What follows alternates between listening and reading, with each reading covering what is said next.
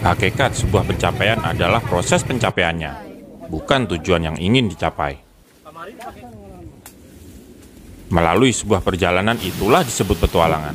Dan petualanganku kali ini bersama para backpacker Jakarta memberiku pemahaman baru bahwa sebuah tujuan akan lebih indah dirasa jika melewati sebuah proses jatuh bangun, peluh, lelah, dan kadang jengkel.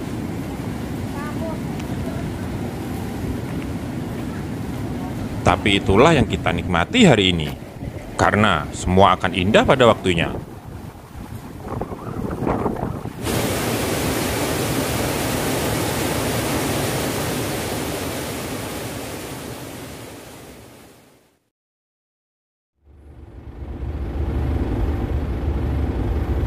Udah selesai, jadi nanti kita rest di Cibubur ya.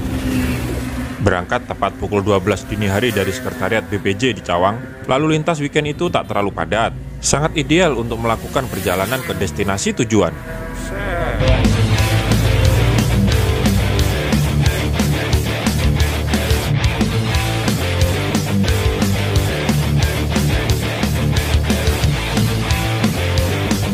Kelak-kelok jalanan pagi itu membangunkanku, dan ketika mata terbuka, pemandangan tebing, hutan, serta kabut pagi itu membuat suasana begitu epik.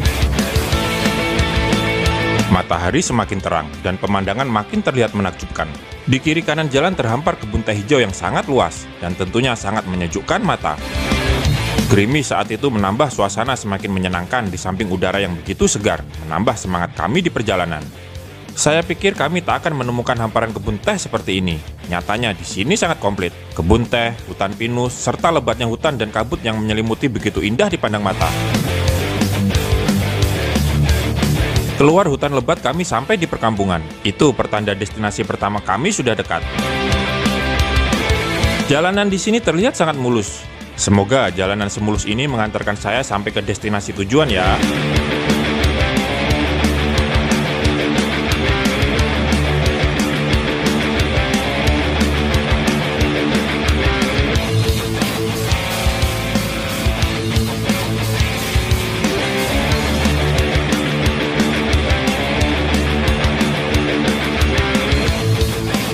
Tibalah rombongan di destinasi pertama, Amanda Ratu.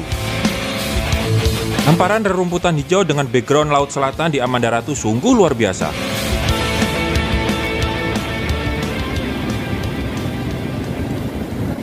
Melihat landscape seperti ini rasanya ingin berlari dan menjatuhkan diri di rerumputan serta bersantai memandangi laut bebas dengan ketenangan. Bagi pecinta selfie, spot Amanda Ratu ini sangat instagramable.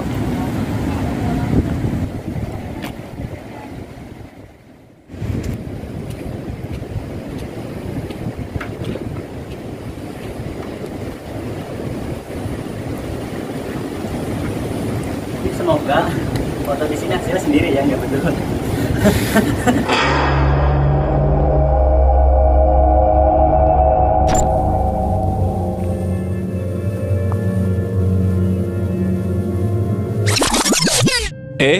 Tunggu. Maksudnya apa nih Bang CP? Lu kan emang minta difotoin sendiri. Terus kok berharap foto hasil jadinya sendiri? Lah, bukannya emang lu sendirian alias jomblo tulen? Emang ada yang lain? Emang ada yang lain di foto? Tempat apa sih ini? Ih, serem ih. Tempat apakah ini? Ada bangunan-bangunan mewah, kolam renang, hall serbaguna, bilik-bilik mewah dengan view langsung ke pantai yang disebut mirip tanah lot, serta lingkungan asri dengan pohon-pohon kelapa tropis yang sangat eksotis.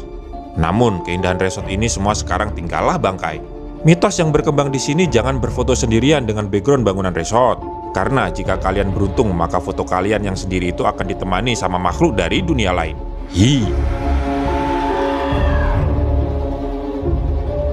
Resort mewah ini ditinggalkan begitu saja, sehingga bangunan-bangunan yang ada menjadi rusak dan tak terurus serta berantakan.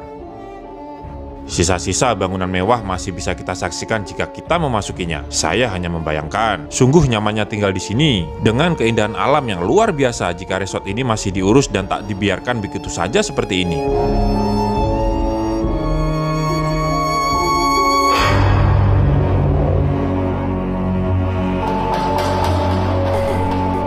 Dengan keadaannya yang seperti sekarang, siapa yang mau menginap di sini? Namun jika kalian bernyali nggak apa-apa juga sih jika mau menginap di sini. Tentu jangan salahkan jika Nyai Ratu Selatan ikut bersama menemani kalian bermalam di sini. Atau arwah anak kecil yang konon pernah meninggal di kolam ini menemanimu bercengkrama di pinggiran kolam hijau ini.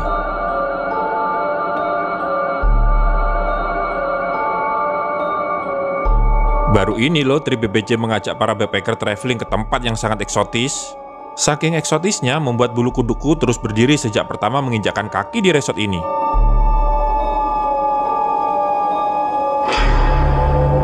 Tapi ini pilihan ya guys. Jika kalian tak suka atau bahkan takut melihat-lihat keeksotisan bekas resort Amanda Ratu ini, pilihan yang paling aman dan nyaman adalah berfotoria di dekat pantai dengan hamparan rumput hijau dan view karang menyerupai tanah laut di pantai Amanda Ratu ini.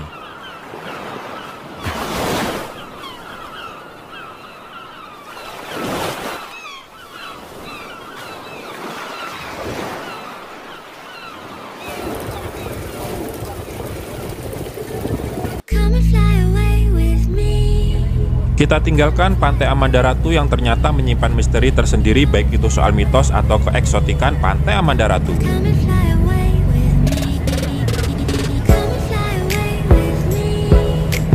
Yang jelas spot Amanda Ratu tadi memberi saya kesan antara takjub dan sedikit merinding. Itu juga kalau kalian berkeliling di spot resort yang terbengkalai itu ya.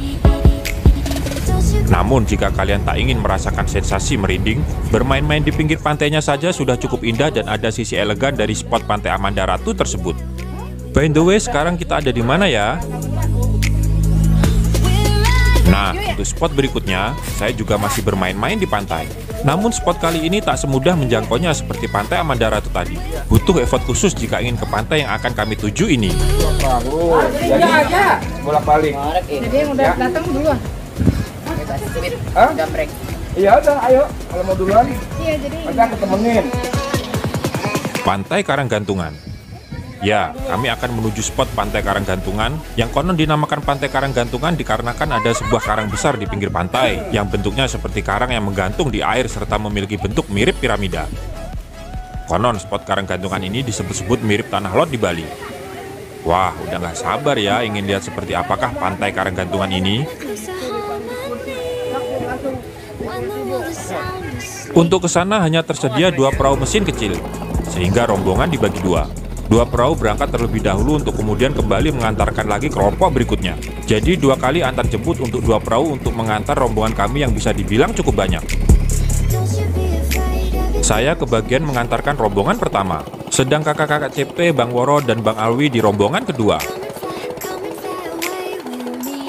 Aliran sungai yang menuju muara laut ini bisa dibilang sedang berarus deras dengan air coklat lumpur disebabkan musim penghujan. Sedikit kekhawatiran saya adalah jika di tengah-tengah perjalanan seperti ini badai datang. Ya, akhir-akhir ini badai sering menerjang pesisir selatan Samudra Hindia. Masyarakat setempat menyebut badai tersebut dengan sebutan angin barat. Angin barat ini sering datang sering pergi dalam waktu yang tak beraturan antara akhir tahun sampai awal tahun. Dan memang sudah siklusnya seperti itu untuk saat ini.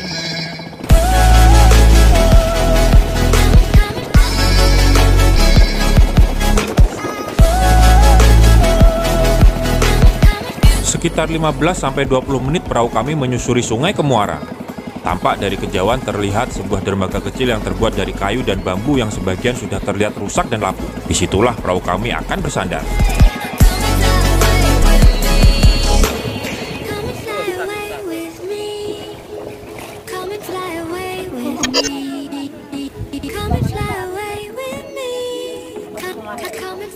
Pelan-pelan yang bambu aja, yang bambu. Sesampainya perahu di dermaga, rombongan kami segera bergegas turun untuk kemudian 2 perahu ini akan segera kembali untuk menjemput rombongan kedua. Tunggu situ aja dulu, di saung dulu. Namun turun dari perahu dan melewati dermaga kayu bambu ini bukan perkara mudah. Itu tuh. Itu jalan kecil. Benar saja, dermaga kecil ini sebagian sudah lapuk dan kondisi air lumpur membuat pijakan kami menjadi licin.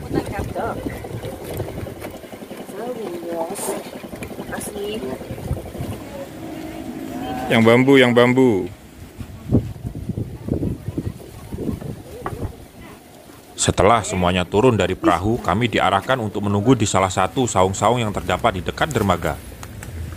Disitulah kami akan menunggu rombongan kedua sebelum trekking ke Pantai Karanggantungan. Nah, jangan dikira setelah turun dari perahu kalian sudah sampai spot tujuan ya. Kami harus melakukan trekking untuk bisa sampai di Pantai Karanggantungan setelah turun dari perahu. Disinilah kami beristirahat sembari menunggu rombongan kedua.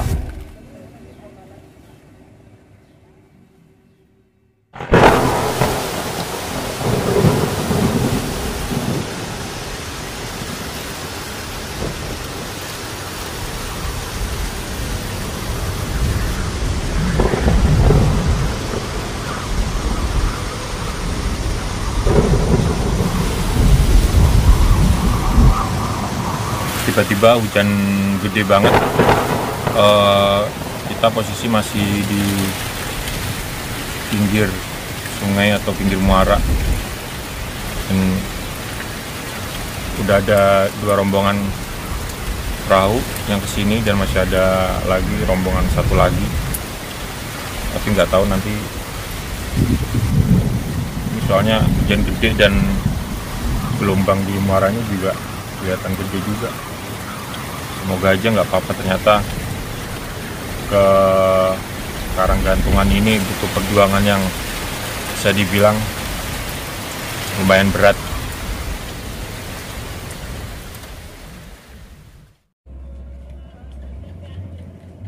Setelah badai siklon atau biasa disebut angin barat mereda dan beberapa saat lamanya kami menunggu di saung-saung, terlihat perahu dari rombongan kedua datang. Saya khawatir mereka terjebak badai di perjalanan. Namun dari estimasi waktu yang lumayan lama saya menunggu, sepertinya mereka menunggu badai reda baru bergegas jalan. Syukurlah mereka datang dengan suasana gembira. Perahu pertama dari rombongan kedua sudah bersandar. Dari kejauhan tapak perahu satu lagi dari rombongan kedua. Tenang guys, kuat, gua aja 1 kilo kuat.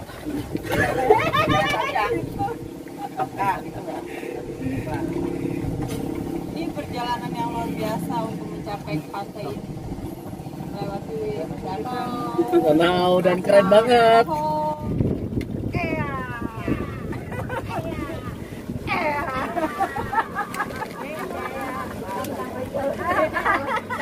Perahu berikutnya pun bersandar dengan selamat dan membawa keceriaan.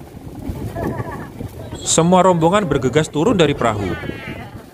Terlihat peserta trip dan kakak CP saling bantu untuk melewati dermaga lapuk ini. Seperti moto trip BPC ya guys. Trip ini adalah trip kebersamaan. Susah senang ditanggung bersama. Baik itu kakak-kakak CP sebagai leader dan koordinator trip, serta semua peserta trip. Indah ya guys kebersamaan itu di Backpacker Jakarta. Jalan. bawahnya yang repot tangan satu buat.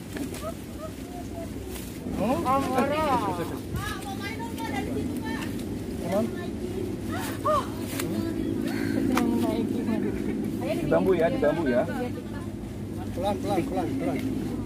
Setelah semuanya turun dari perahu, kami langsung trekking ke spot Pantai Karanggantungan. Perkiraan estimasi waktunya sekitar 15 sampai 20 menit. Itu jika kondisi normal ya guys. Kita petualang bang, rasain bang. Iya. Ini terkece gue selama bawa BPJ. Ya sesekali lah bang, gini bang.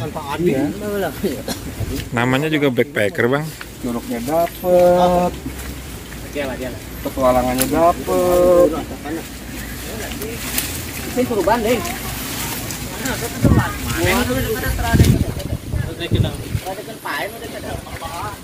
Kemarin pakai kucaan.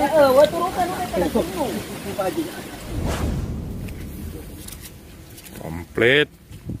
Trip kali ini komplit. Curugnya dapet, sampahnya dapet. Treknya, aduh hai. Naik kapalnya udah kayak Tadi sono hujan juga kan? hujan. Anginnya kenceng lagi tadi tuh. Hehehe. Harusnya jangan injek yang itunya lagi. Itu adalah ujian pertama. Di luar dugaan, sehabis hujan deras dan angin barat, trek menjadi basah, berlumpur dan licin.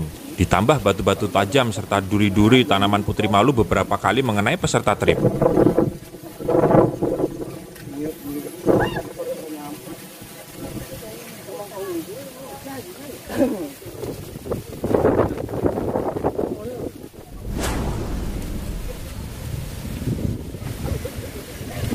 Lepas aja sih. Bolang. Ini karena akibat perjalanan yang sangat licin, kita harus ke pantai. Jadi ya, beginilah copot. Ayolah kita langsung aja. Gimana bang? Trackingnya tuh bang. Ajib ya? Trackingnya sampai sana bang. Iya.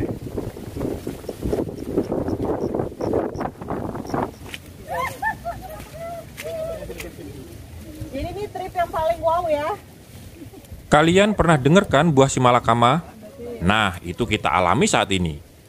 Bagi yang tak memakai sepatu trekking, memakai sendal membuat pijakan jadi licin dan gampang terpeleset.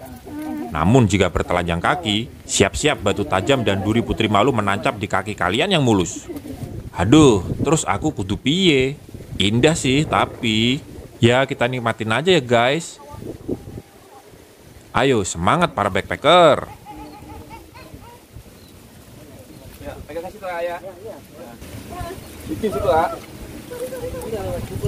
Dengan lewat batu ah. Batu aja.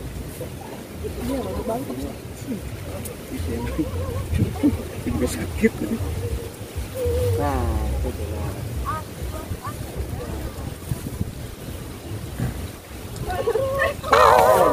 Duh. Nanti gue mau mungkin. Jadi perjalanan kali ini adalah ada yang jatuh, ting, ada yang sendalnya copot, ting. Ada yang naik perahu tapi perahu takut. Gue jadi host juga ya Tom. Ini terima kasih untuk BPJ untuk si sofa yang keberapa nih? Yang keempat dengan CP. Pararara. Awi dan Woro, sukses buat kita berpetualang hari ini.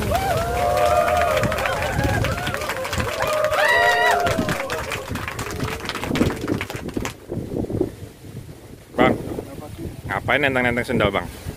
Bulat tuh. Bulog udah kayak aduh di sawah. Ini Jalan Awi emang nih. Sini nih. Tuh. ini juga ngapain nentang-nentang sendal lo? Jadi beginilah perjalanan demi kita ke pantai, tapi seru sih, selain seru juga asik dan juga ada cerita lah di dalamnya. Ceritanya emang apa ceritanya? Kita hanya melihat pantai, tapi pengorbanannya pas sendal ada yang kepleset. Ayo, sampai pantai dulu. Trekking seperti ini biarpun agak menyakitkan di telapak kaki tapi memberi pengalaman luar biasa. Naik turun bukit, menerabas persawahan, serta hamparan nyur kelapa memberi kesan tersendiri. Bang Woro yang saat itu memakai sendal hanya bisa pasrah. Sedang saya meski berusaha tetap memakai sendal karena saya tak tahan dengan batu tajam dan duri putri malu, namun langkah kaki saya terasa sangat berat. Hati terasa sedikit lega. Dari kejauhan nampak biru sudah terlihat dan bau hembusan angin laut begitu terasa di hidung. Trekking yang sedikit menjengkelkan namun menyenangkan ini seperti terbayar hanya dengan mencium bau laut yang sudah terasa sangat dekat. Tibalah saya di bukit pantai Karanggantungan. Dan semua lelah dan sakit selama trekking terbayar lunas dengan view menawan dan menakjubkan pantai Karanggantungan hanya dengan melihatnya dari atas bukit. I see the violence in your eyes and it's a silent fighting. I see the lies in their mind and you can't decide cause they only blinding. Go away and go from the bad guys, follow my advice cause they're gonna be biting you. They're gonna kill if you let them through.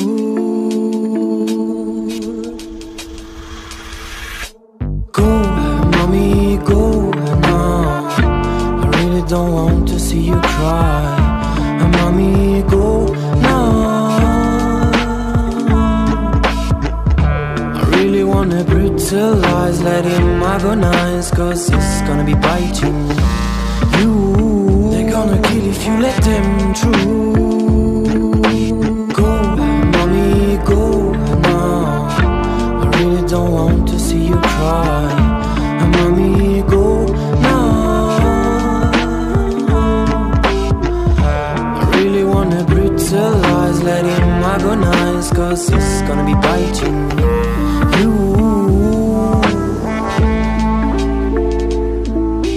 Cry, I know you've been loving him more than ever. Cry, I know you've been hurting you every day. Cry, but don't be afraid, cause he really don't matter.